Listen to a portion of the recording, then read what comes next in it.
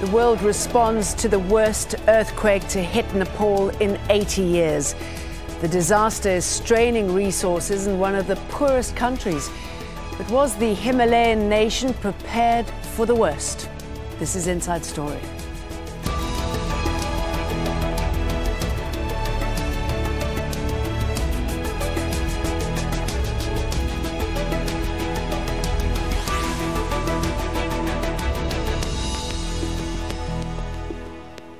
Hello, I'm Jane Dutton. Welcome to the special edition of Inside Story, focusing on the catastrophic events in Nepal. It is a land steeped in rich history and traditions, myths and legends, and best known as home to Mount Everest. But Nepal is also one of the poorest countries in the world, and now struggling to cope with the worst quake to hit the Himalayan nation for 80 years. The magnitude 7.8 quake struck just before noon local time on Saturday, some 80 kilometres northwest of the capital, Kathmandu. It's an area the US Geological Survey calls one of the most seismically hazardous on Earth. It was strong enough to be felt across northern India, Bangladesh, the Chinese region of Tibet and Pakistan. Multiple aftershocks have followed, the most powerful registered at magnitude 6.7. Al Jazeera has a team of correspondents in Nepal. We'll hear from Sahel Rahman in a moment, but first, Andrew Simmons sent us this report from Kathmandu as the scale of the destruction became apparent. Gradually, the mournful realization grows. An earthquake has pulverized Nepal more devastatingly than most acts of war or any terror attack. Natural forces did this, and no one knows when the death count will stop. But the searching goes on with bare hands, and there are still people being brought out alive. As this goes on, there's still the uncertainty, the fear and panic of the aftershocks. Most people still unwilling to risk going back into their homes. It's the tourist season here, and their numbers figure in the death toll. Those that survived are still recounting their experiences. We ran into the hotel courtyard to avoid being crushed, and when we came back to the square we saw that everything was damaged. We started helping people, trying to move bodies out of the debris, and so yesterday evening we slept here because we were afraid of aftershocks. Medical teams are working around the clock, some giving treatment out in the open. Basically we have come here because we have a hospital out there, but it's very unsafe. So that's why we have some patients that are here. So that's why we have come here for the rounds. The hospitals are only just managing to cope. Fresh medical supplies are reaching them, but demand is intense and supplies of drinking water are low. The situation is still critical in all of Kathmandu's hospitals. In this one, it's been full to overflowing. These people here have been waiting for hours for treatment. But they carry on waiting, and the casualties keep coming in. No one will give up on the search for life amongst the ruins, though. Nepal, with its ancient history, its people renowned for their bravery in battle, have an almighty fight on their hands. Now, against nature and its cruelty. Working their way through the ruins, using their hands or any other tool available, it's a precarious and dangerous task. They stop briefly for water, then continue. These historic sites once stood proud for hundreds of years in the centre of Kathmandu. Then they fell like a pack of cards on Saturday. Small groups of security personnel and volunteers sift through the rubble painstakingly, hopefully trying to find any survivors if they can. It's a difficult task, and it's only stopped when there's another tremor or when the sun sets. The rescue and relief operation continues with medics working around the clock to help the injured or seriously wounded. It's a tough job. The death toll is already in the thousands, and that's just in the capital. While hundreds are still stranded at the airport, it's peak tourist season, and many will be returning home with horrific memories. The larger problem is aid being flown into Kathmandu airport. It only has one runway. While the world sends help, the logistical challenge is getting it out to the people that need it most. Let's speak first to Jamie McGoldrick, who is the UN's chief in Nepal, speaking to us via Skype from Kathmandu. Good to have you on the show, Jamie McGoldrick. Update us, please, on the situation on the ground from an emergency and a relief point of view. Well, we've been able to get large numbers of search and rescue teams in from neighbouring countries and also from further afield. As a result of that response, we've been able to dispatch those people to the various sites inside the city of Kathmandu to undertake and support the government and the local search and rescue efforts. As a result of that, I think we've done a very, very positive job in carrying that out. However, we now need to start looking at areas outside the Kathmandu Valley and look at the epicentres where the two major earthquakes took place.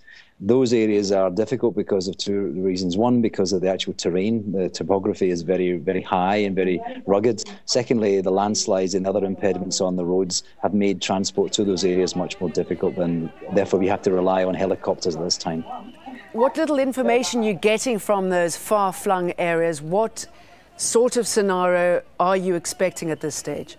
Well, a lot of these villages that have been affected are made up of, for the most part, mud and local stone. They don't have concrete and steel as you have in a capital city like Kathmandu.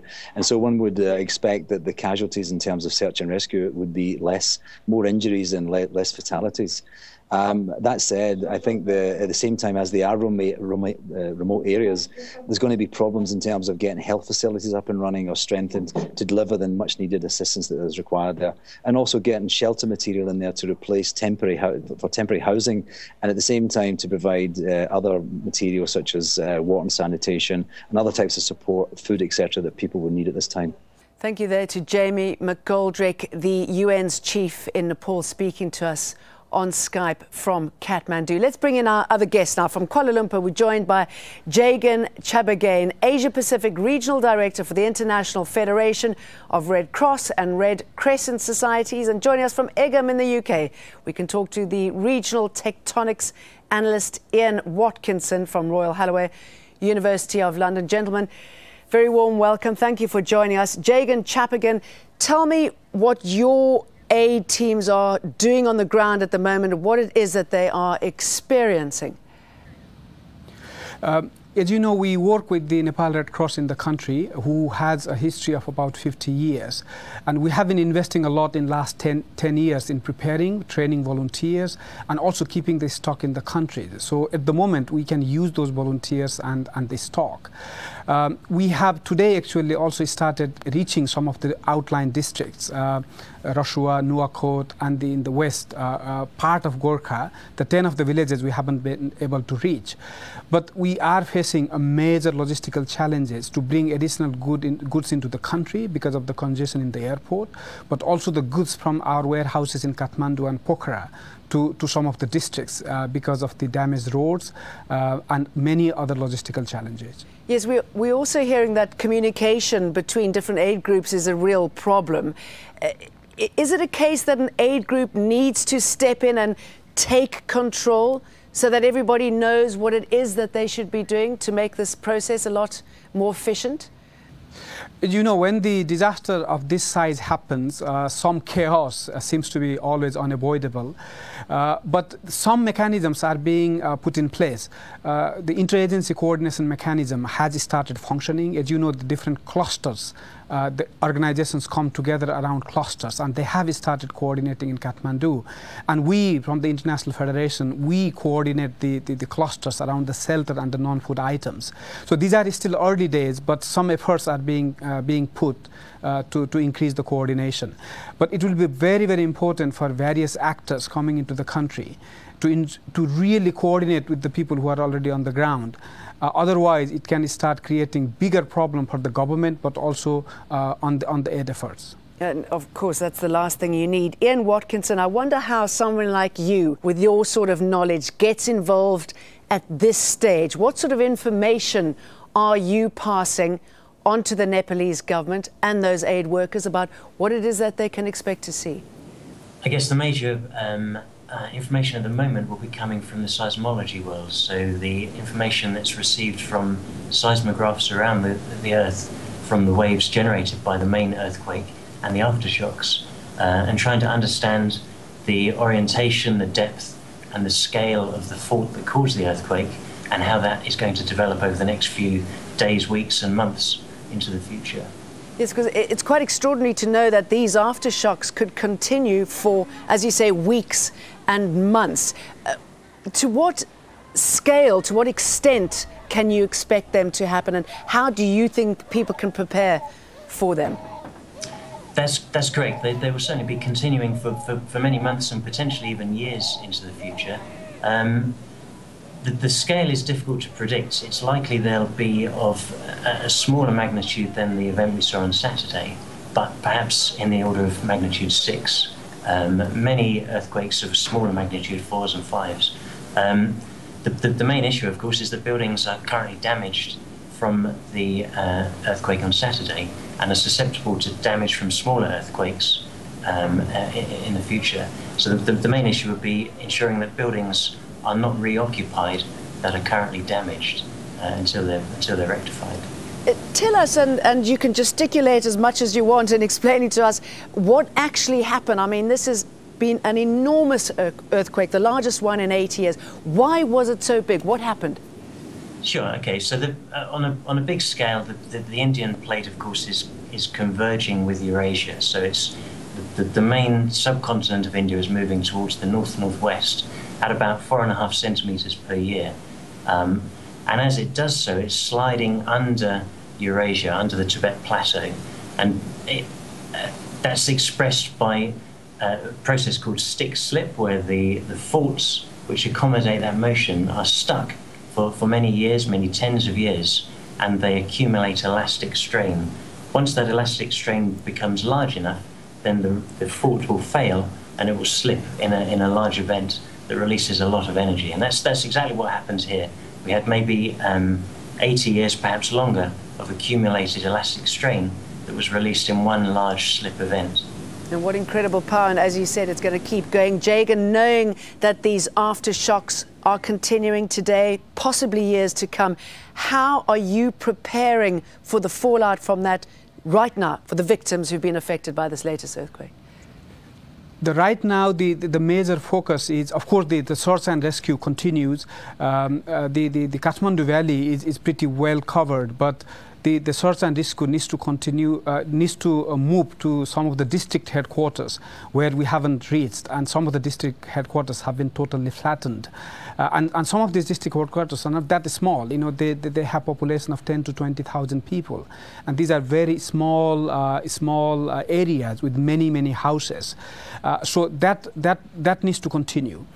The second area which will continue is the medical needs.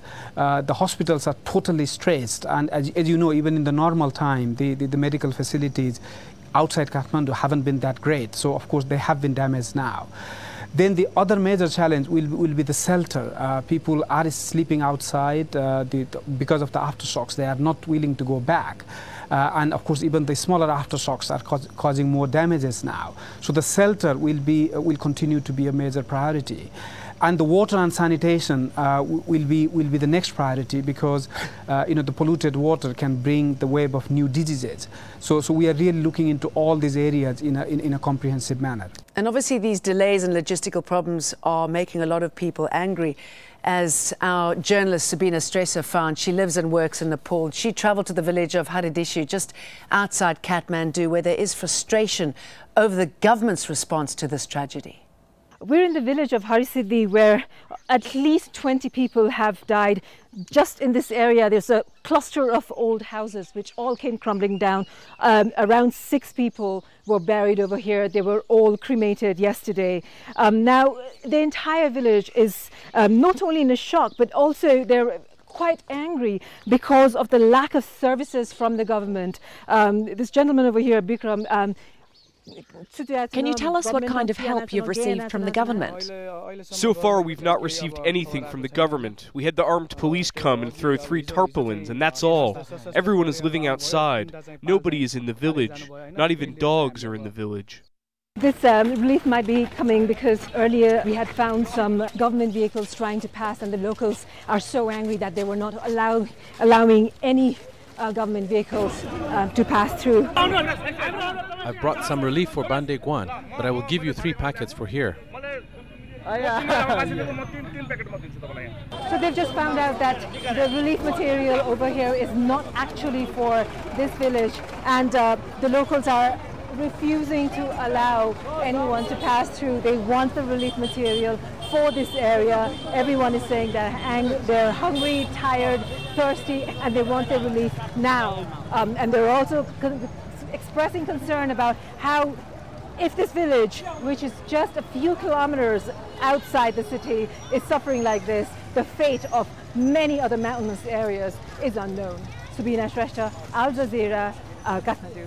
Jagan, tell me about these growing security concerns and how they can be maintained and the sort of impact it's having on your work. So far, we haven't faced that issue, but of course, as the days go by and people don't receive help, it will be only natural that the people will start getting more frustrated. So I think from the humanitarian point of view, the only option for us is to speed things up and get the help as soon as possible. For us, most of our volunteers come from the villages themselves, the affected villages. So they are from there and they have that relationships. So luckily, so far, we haven't faced that difficulties. But it's really, really important for everybody to speed up the relief efforts. Ian, I should imagine that the government's going to have a lot of questions to answer when this all settles down. Just a week ago, 50 earthquake and science experts met in Nepal to prepare for what they're calling the next big one. They described it as a nightmare waiting to happen. This knowledge was out there. That's right. This is true of many places around the world, and particularly in Asia, where there are very large, very active faults that are very poorly understood.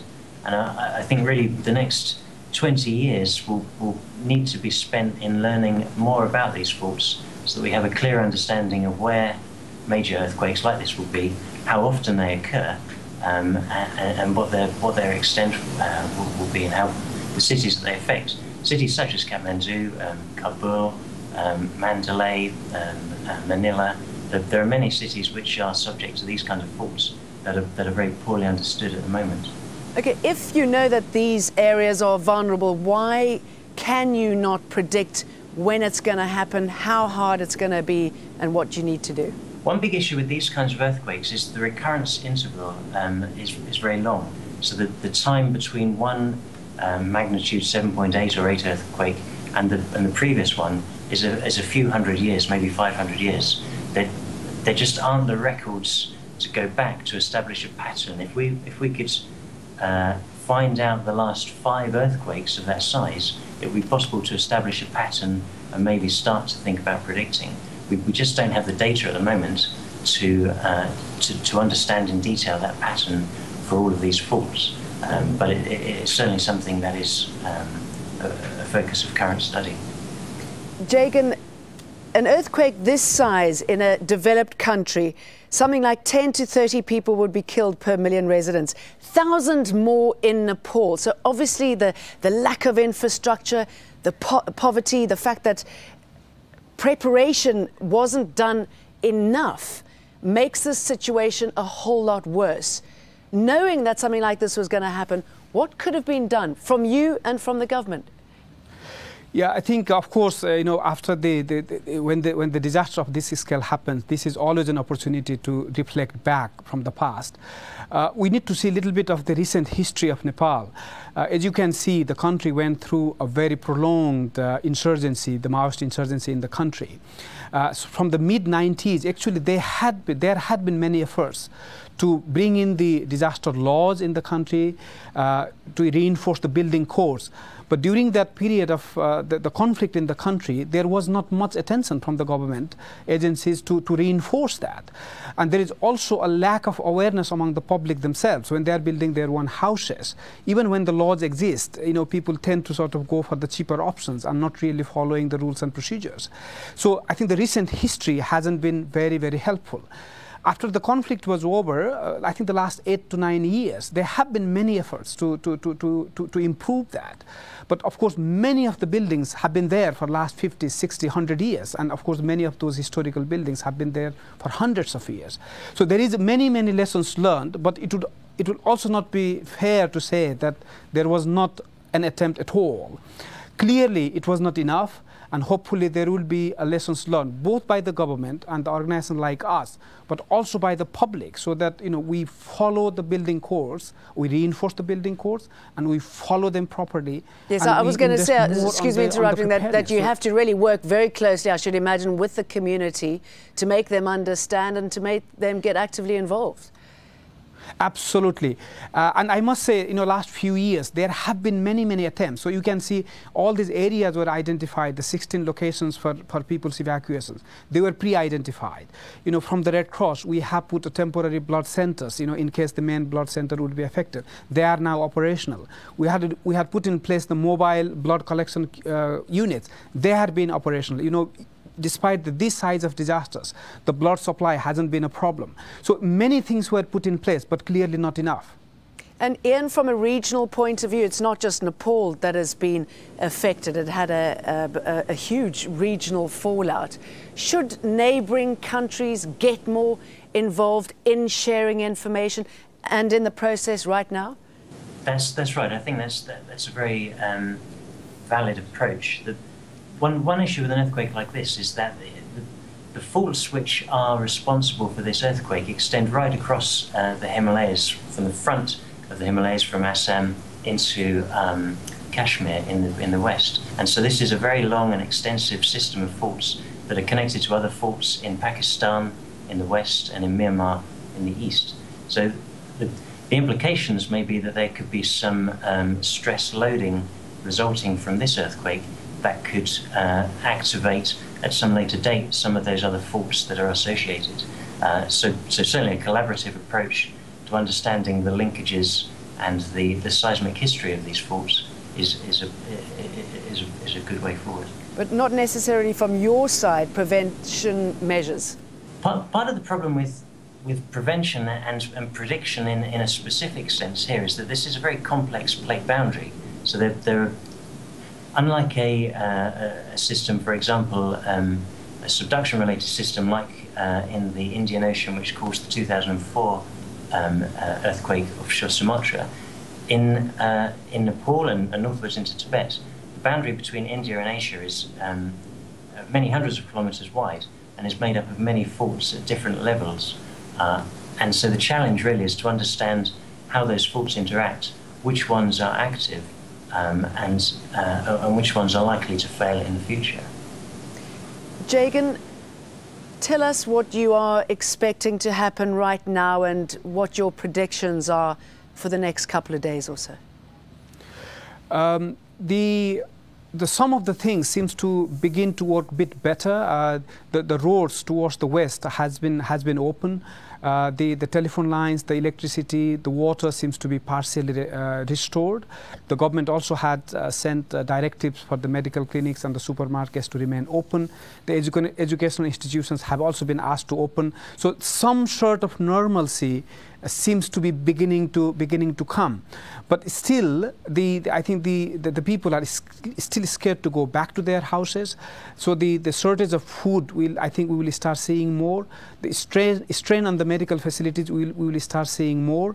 And our biggest worry is, the monsoon season will start very, very soon. The 5-6 weeks time, the monsoon season will start.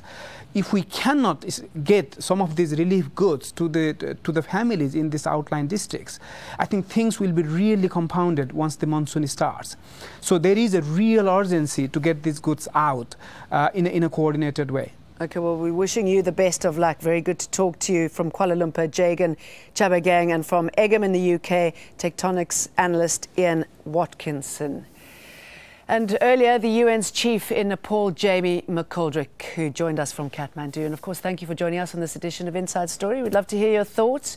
You can get in touch with us on our programme page at aljazeera.com. Post your comments at facebook.com/AJ Inside Story, or tweet us. Go to @AJ Inside Story or @Jane Dutton. From me, Jane Dutton, and the team, bye for now.